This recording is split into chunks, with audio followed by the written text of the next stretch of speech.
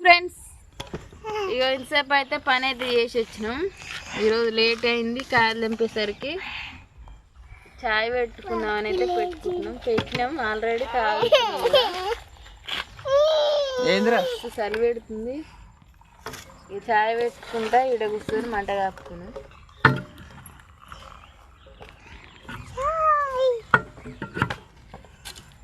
ఇంత తక్కువ చెమ్మ చెండింది మా చాయ్.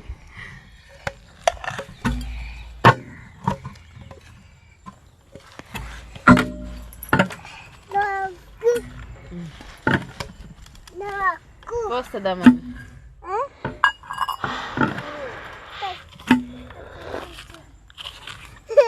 వేడి వేడి చాయ్.